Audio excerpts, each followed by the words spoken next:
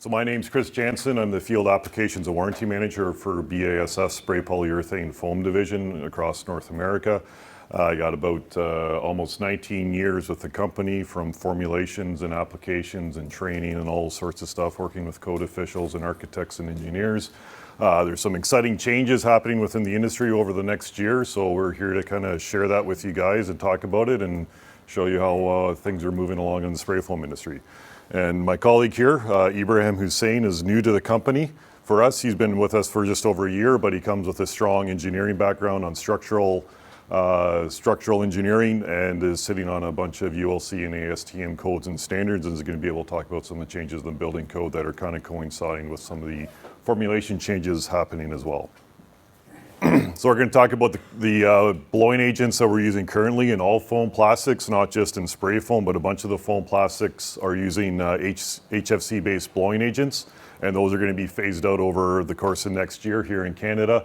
Talk about some of the impacts on the physical properties of spray foam particularly. My colleague Ibrahim is going to talk about the standards and the building code, the impact on the building envelopes of spray foam. A little bit about updating your specifications. That's kind of a more one-on-one thing that you guys can come talk to us afterwards. Or our colleague Michael Pace, who's sitting somewhere in here. There he is standing up. Most of you guys probably know Michael. And then also we're going to talk about environmental product declarations and kind of the new trend in the industry from what we've kind of been hearing, and how basically where spray foam fits in, where it did fit in this year and where it's going to fit in 2021 on your project. So one of the big things that's happening, or this has been happening since 1987, is the Montreal Protocol. And this is all governed based on the ozone depleting of CFCs. So that's where this all came into. It was basically sat down, they talked about all this around 1985. They signed it into effect in 1987. And it was basically specific to address the hole in the ozone layer. So it was a long-term protocol to begin phasing out ozone depleting substances. And these aren't just used in foam plastic insulations, they're aerosols, hairspray from the 80s, air conditioning, refrigerants, automotive manufacturers use a lot of these refrigerants as well, air conditioning in cars. So this is a very broad legislation that's affecting a lot of aspects of the industry. So the first phase out was in 1996, where chlorofluorocarbons were phased out. Those were replaced by hydrochlorofluorocarbons, or HCFCs, and that they were around for several years. And then in 2010, HCFCs were phased out and replaced with hydrofluorocarbons. And you can see on the graph, basically CFCs, they were defined as having an ozone depleting potential of 1. So that's the definition, that CFC 11, which was the most common one, has an ozone depleting potential of 1. And so everything else is kind of based on that potential. So HCFCs that replaced them, they had a potential ozone depleting potential of about 0.1. And then when HFCs came in 2010, those had a potential as basically they weren't ozone depleting at all, 0 ozone depleting potential on there. So that's kind of where we are today. And then the next molecule we're moving towards for blowing agents is hydrofluoroolefins, or HFOs. We're not going to test you guys, so just HFOs is enough for you to have to know about as a chemist. Then we talk about all that kind of stuff, 1233ZD, etc. So why are we changing over to HFOs? Well, they're the current technologies and the old technologies, they still have a greenhouse warming potential to them. The CFCs on there, they probably didn't even look at this back then. There's probably some recent measurements that they did with greenhouse warming potential, but they were almost to 5,000 GWP. And of course, carbon dioxide, as you guys are probably aware of, has a GWP of 1 by definition. So everything is how much greater greenhouse warming potential does that molecule have than carbon dioxide. So yeah, CFCs were GWP of about, well, almost 5,000. HCFCs on average, I just kind of took an average of these, not molecule specific, but they were around 1,500. And HFCs, again, just taking an average of the molecules that are used, are sitting around 1,000. And so HFOs now, they're going to be coming in. They've been in use for a little bit, and they're coming into full effect by the legislation Jan 1, 2021. They are basically a GWP of 1, similar to carbon dioxide. So to the Montreal Protocol, because the Montreal Protocol was a very effective treaty.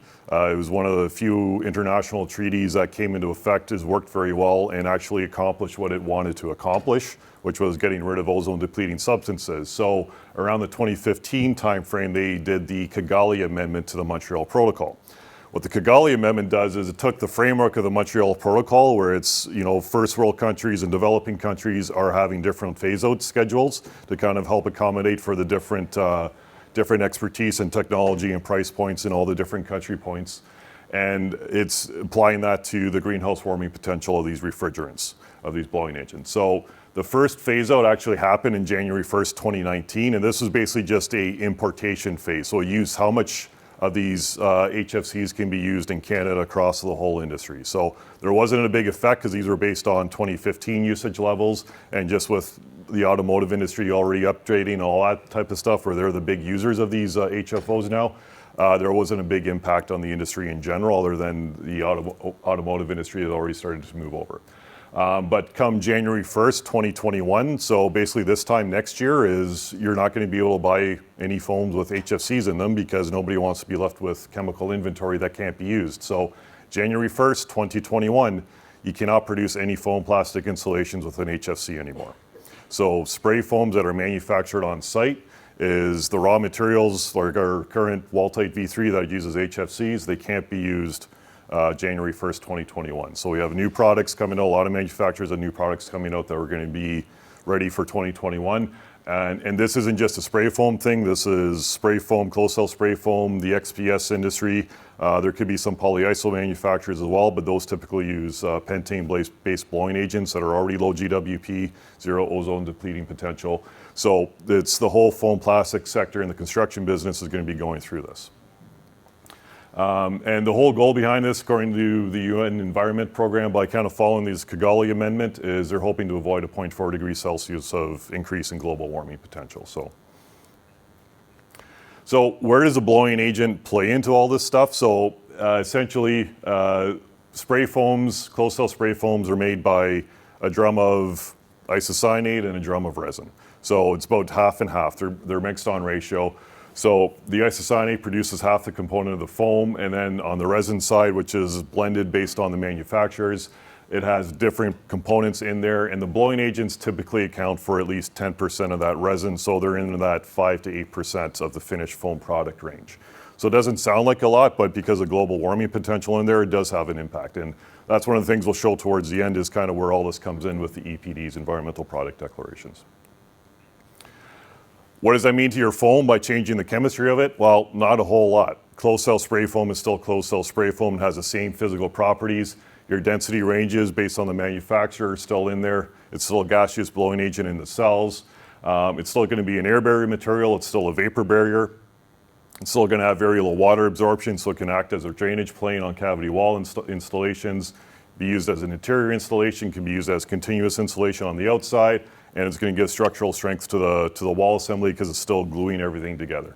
Really, the biggest change that's happening is based on the R value, and there's a couple things going on the R value.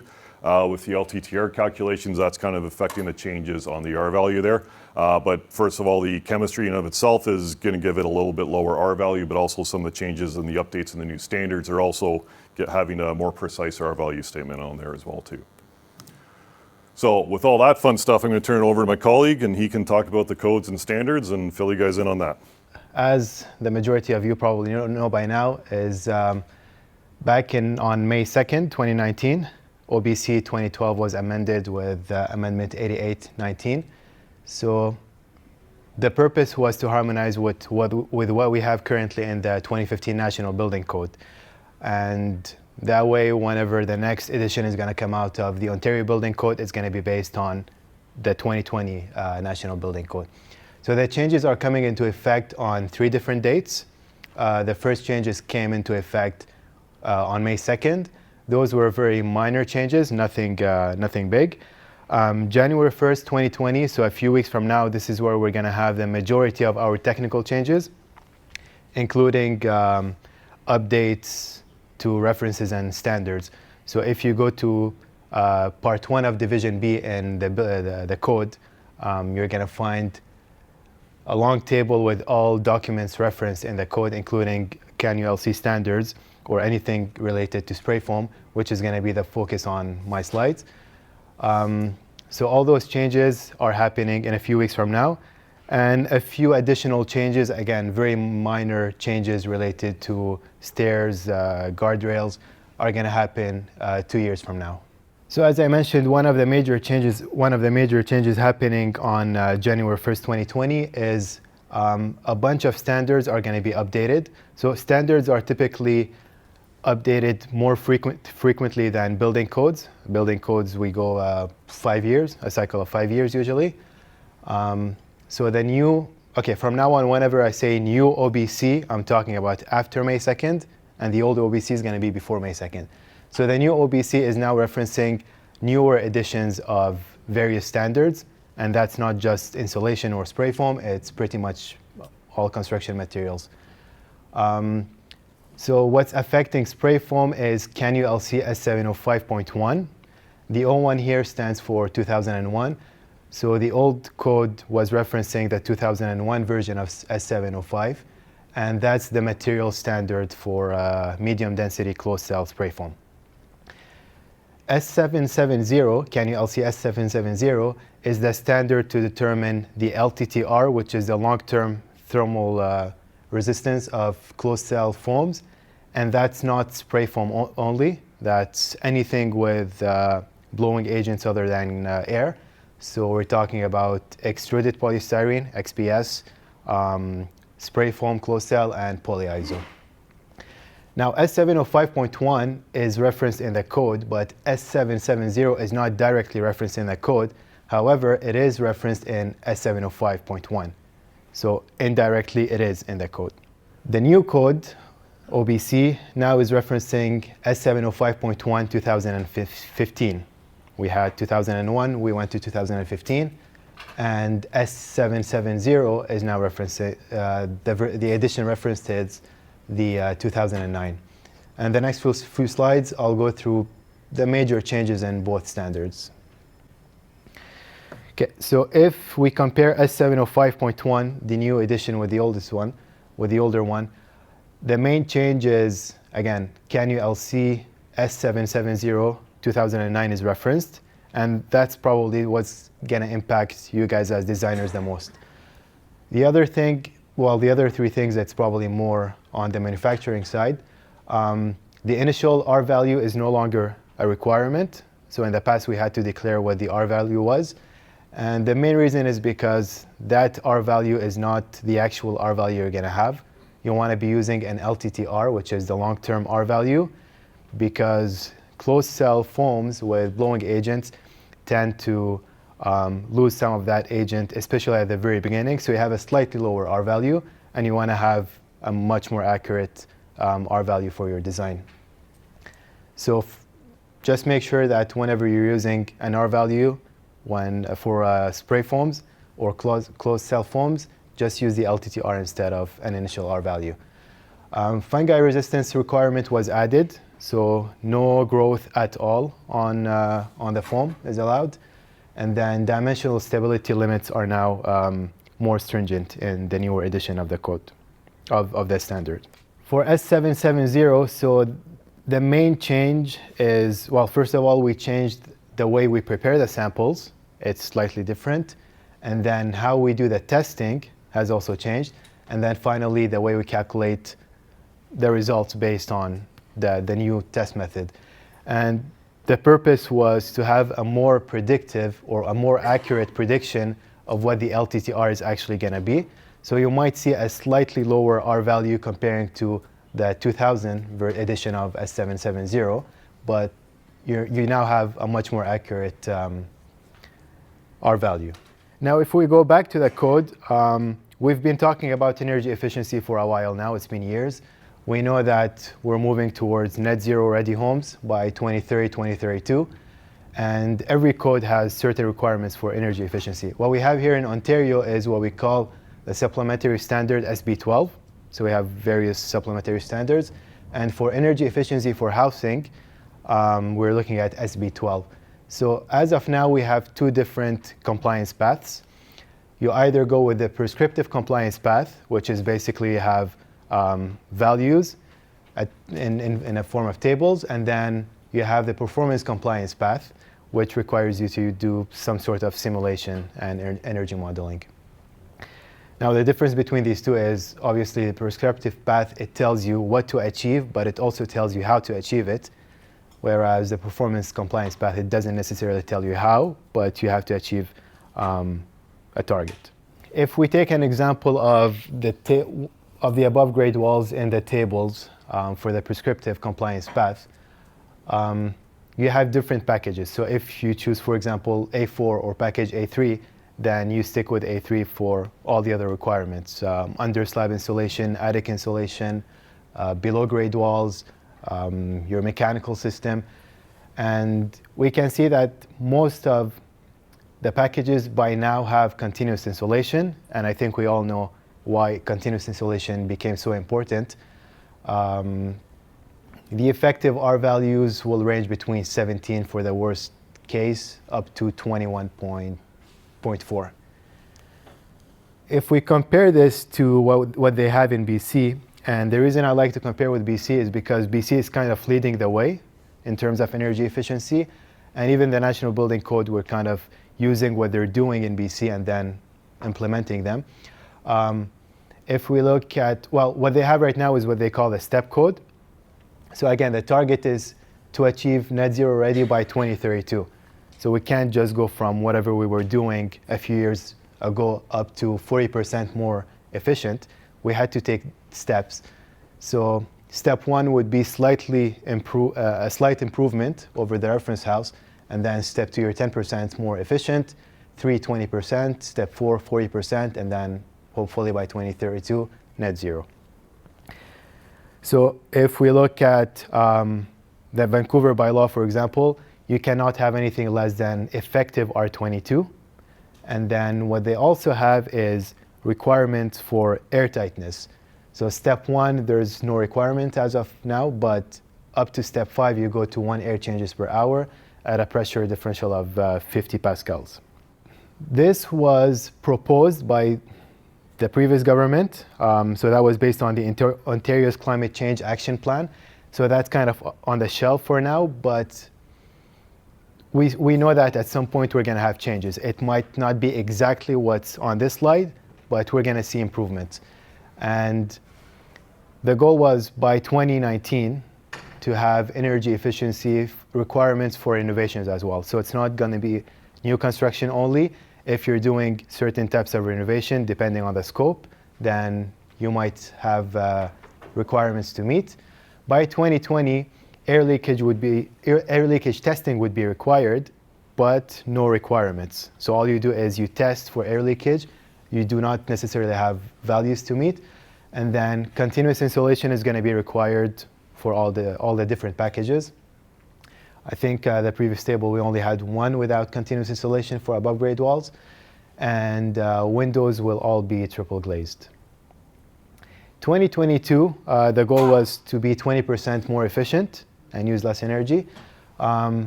We would have requirements for airtightness. So it's not just testing, you have to meet the requirements.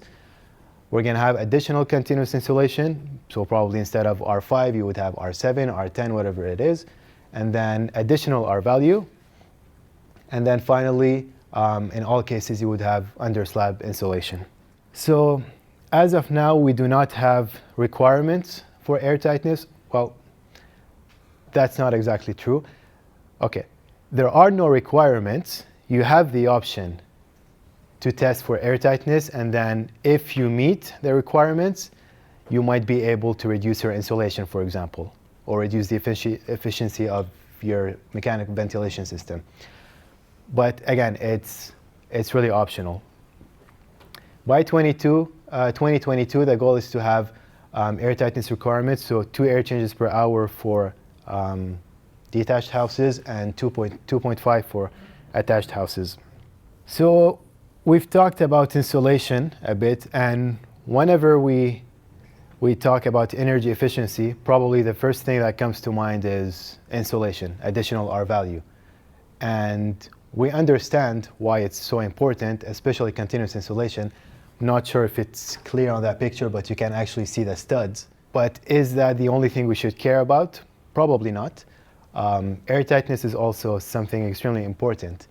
And for many reasons, you lose heat through air movement, and you have all kind of moisture issues as well. It is said that the average home has enough air leakage to add up to a 2-foot square hole, which is the equivalent of having a medium-sized window open 24 hours a day. That's a lot of air leakage.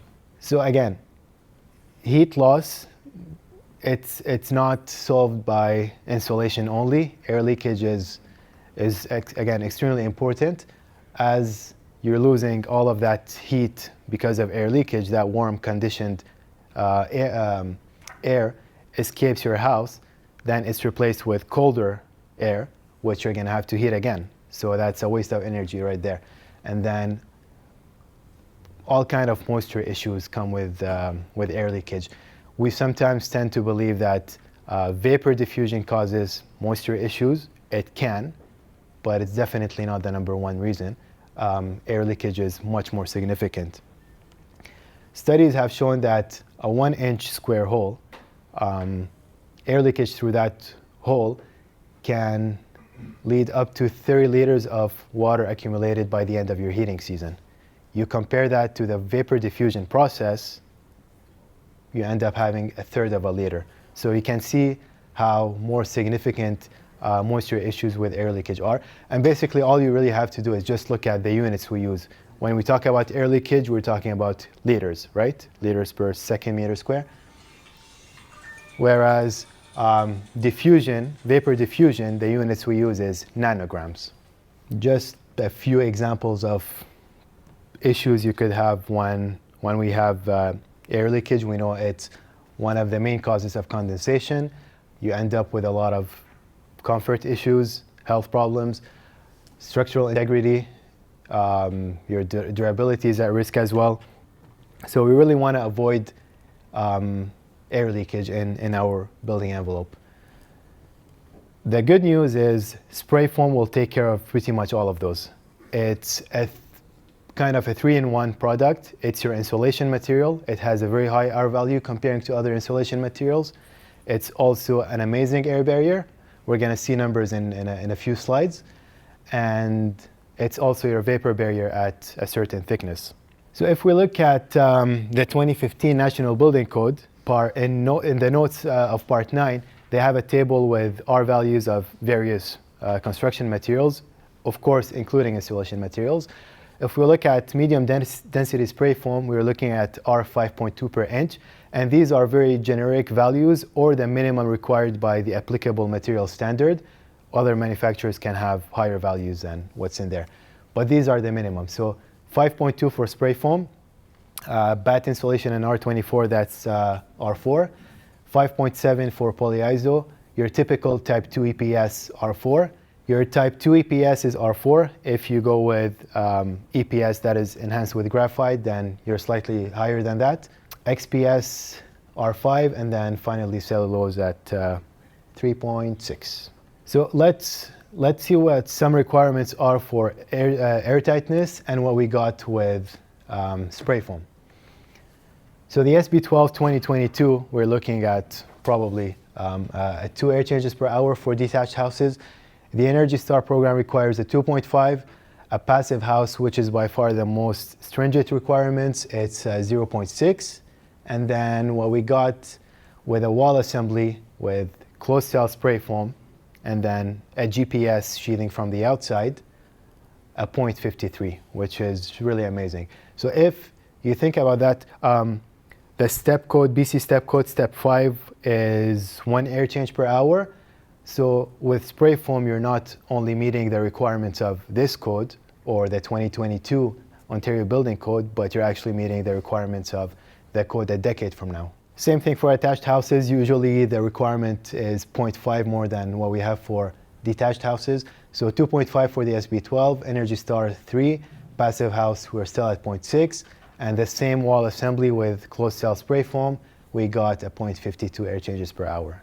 So some of the advantages of spray foam, just to recap, it has a really high R value comparing to other products. It provides an amazing airtight seal. We just saw the numbers. And it's also a vapor barrier. So basically, you're saving a lot of material just by using that one product that does pretty much everything you need. And of course, it also prevents growth of mold, which is not something you need in your assembly. So let's have a look at a few examples of where spray foam can be used in the envelope. That's the fun part of the presentation. It's all pictures. And well, the short answer to that is pretty much anywhere in the envelope. That's a very typical example we see when we want to insulate the attic space. Designers tend to specify at least a certain amount of thickness in the attic space just to at least provide that airtight enclosure while having this high R value at the same time. And then to achieve the R40, R50, whatever it is you're looking for, you would come with additional insulation. You could go with spray foam all over up to whatever thickness you need or R value you need. But in some cases, what we see is they use mineral fiber or cellulose insulation.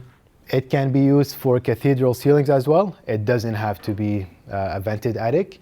And you actually eliminate the need of venting here because it's also providing that, it's also an air barrier. So you do not have to worry about condensation issues due to air leakage. Another example, when you have exposed floors, you want to separate the outside from the inside. Even though that's a garage, it's still considered an outdoor space in the code. I'll just go slowly through the picture so you can have a look at them. Foundation walls. It can also be used on foundation wall directly on the concrete. It doesn't matter if you use it inside or outside or a mix of both. If you're going to be using it on the inside, then you will need a protective thermal barrier as required by the code. If you end up doing what's on the right-hand side here, outside and inside, and you're not going to go all the way down on the inside, then you need that overlap as per the code, which is typically 4 times the thickness of your foundation wall. That's a very common example as well. Simply from the outside, it's your continuous insulation, nothing from the inside. The right-hand side, that's, if I'm not mistaken, that was a school. Under slab. We're seeing it more than ever before under slab insulation. What you see here is a heated slab, but it doesn't have to be heated slab. So it's fairly simple, spray foam, and then you have your heated slab, and then you pour the concrete. Again, it can be a typical unheated slab, and again, it doesn't matter whether it's slab on grade or below grade slab. You can have a combination of both. Obviously, under slab and on the wall. And what it does here, you have that continuity of your air barrier at the same time. We see that a lot, especially on commercial walls. So it's your continuous insulation from the outside directly on your sheathing. Here we have dense glass. Simply by applying that insulation from the outside, you just kept your sheathing much warmer than it was without that insulation. So your risk of condensation is obviously reduced because the dew point is probably now on the outside. And it's also, you can see how continuous it is, how perfect it will act as an air barrier. So yeah, you can see how it's really a monolithic barrier. It's seamless. It's really hard to have air leakage through this type of product. And again, because you can apply it pretty much on any substrate and it's going to do pretty well, you can use it almost on any substrate. Here we see it used on CMU, concrete masonry units. Again, a steel stud assembly, whether it's from the outside, inside, or both. Here we see both. It doesn't have to be steel studs. It can be your typical wood construction for a typical house, and that's what we do a lot. And finally, on precast panels as well. That picture you see here, it's a building where we had 3 inches of spray foam on the precast panels from the inside. So for your specs, finally, just make sure you're using or referencing the right edition of all the various standards. So for CANU LC S705.1, the material standard for spray foam, you now reference the 2015 edition, and that's also going to be the edition that's going to be referenced in the 2020 National Building Code. As for S770, the edition right now, or in a few weeks from now is going to be the 2009. That is the only test method approved to get your LTTR, and LTTR is the only R value approved to be used for your design. So just make sure you're not comparing LTTR with initial R value, and that whenever you're doing all your calculations, use the LTTR. All right, so getting back into kind of the blowing agents and the environmental side of things. So we talked about all the code changes that were coming in, and these are all coinciding, and it's really just a coincidence that it's all coinciding together with the codes and standards being updated to the blowing agent mandates. And so it's not like National Research Council is talking to Environment Canada to make sure this is all uniform, because that would just make too much sense. So it's just pure coincidence that our government had everything coming out at the same time. So one of the things that going through all this is the industry, BASF and a couple other manufacturers got together within one of our trade associations and got an industry environmental product declaration and a life cycle assessment done on HFC blown foams and HFO blown foams. So life cycle assessments and EPDs, these are all third-party studies based on ISO procedures, and they're essentially used to compare the environmental footprint of different products used for various aspects. So I'm going to show you in the next slide a whole bunch of different installations that are all using the same type of EPD procedures, so that as designers and architects you can kind of compare what's the impact of just the installation on your building and the overall environmental input there. So looking at all these stuff, all these things, is trying to figure out how do we address the embodied carbon. So this is, to me, it's a relatively new term. I haven't really found any good definitions on it, on what embodied carbon is, but going through all the stuff, kind of figuring out, the EPDs actually directly address what embodied carbon is. So the overall result in the GWP 100 that's published in the EPDs, it accounts for that whole embodied carbon that's being used in the building. So essentially how much carbon dioxide or emissions or energy are used to get the product from wherever it's based out of the ground and onto the wall. The EPD accounts for all that stuff. So taking extraction of the raw materials, upgrading those raw materials, which in spray foam, foam plastics, a lot of this is all oil based.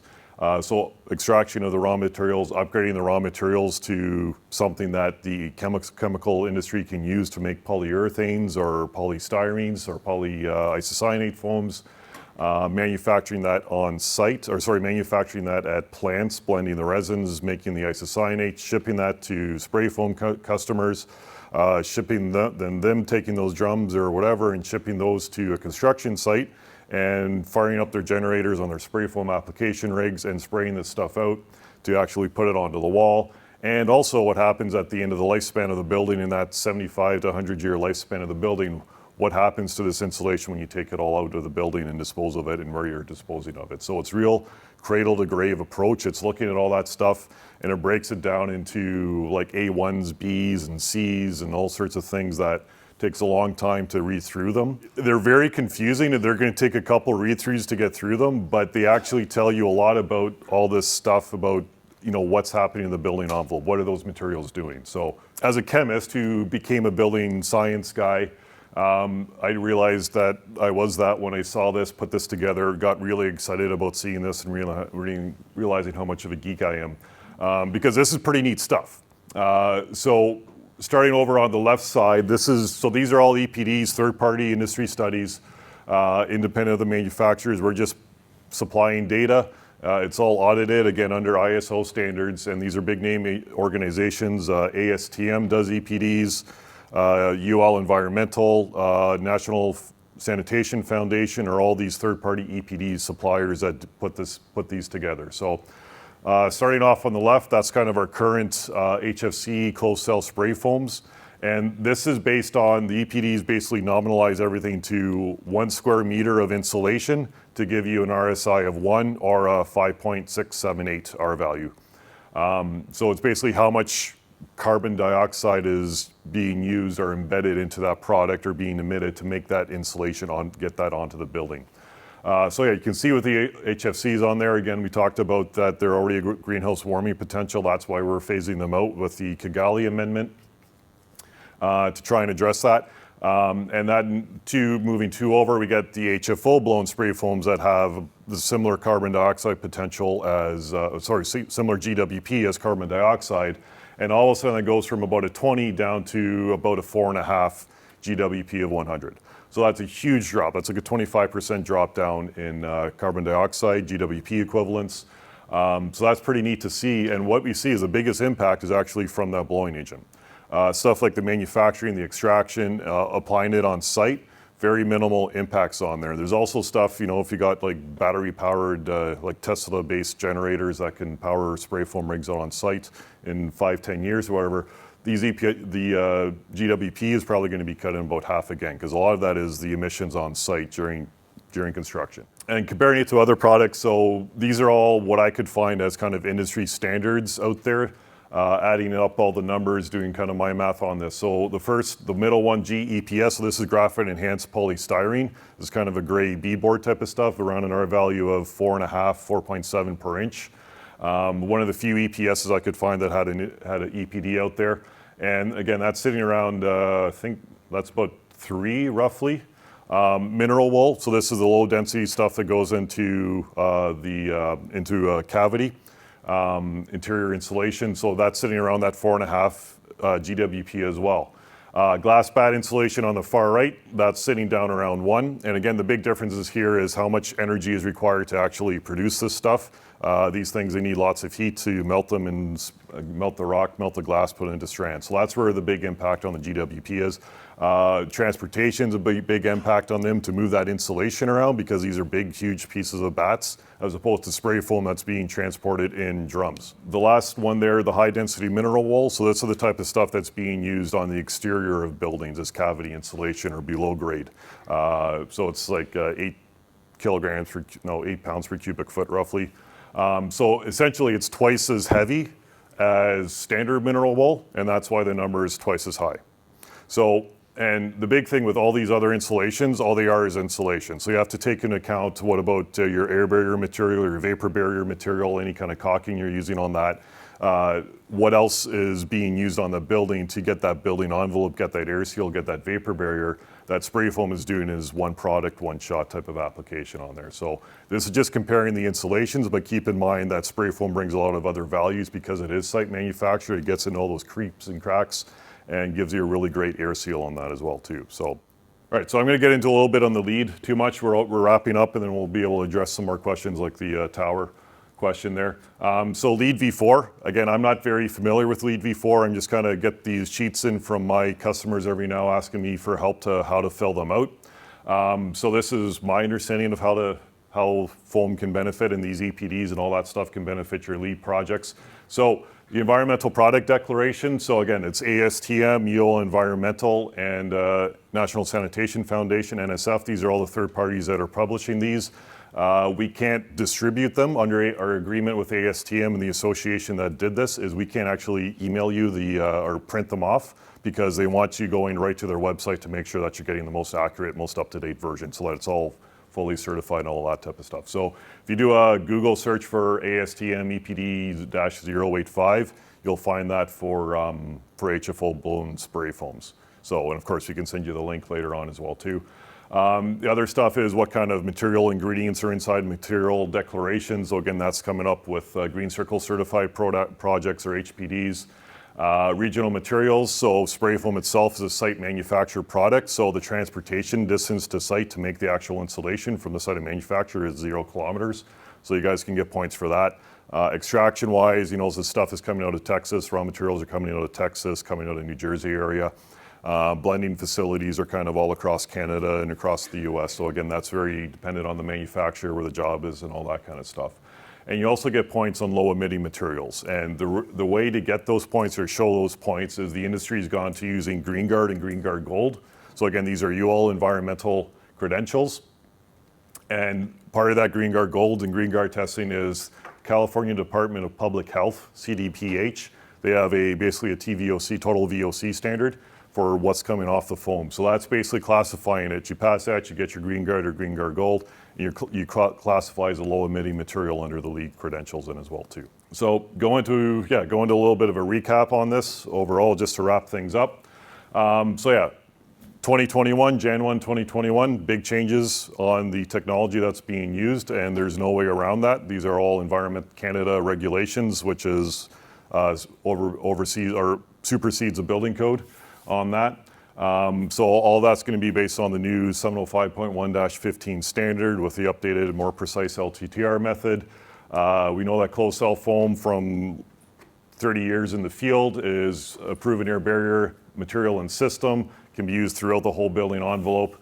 There's quality assurance standards in place now to make sure that what you guys are speccing is being third-party certified on site with certified applicators and a whole bunch of paperwork in behind the scenes to make sure that you guys are getting the products you're speccing for on your jobs.